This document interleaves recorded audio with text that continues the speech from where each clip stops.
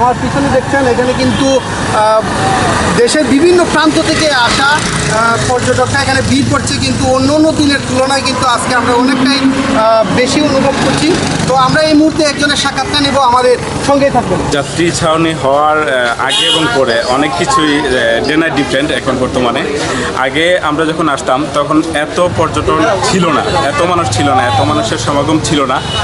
বর্তমানে আমাদের ব্যারিস্টার শহীদুল হক সুমন ভাই যেভাবে সুন্দর করে মানে যাত্রী ছাউনি দেন আরও অনেক কিছু করেছেন, অনেক সুন্দর করেছেন, তাই আপনার মানুষের সমাগমটা এখন বেশি।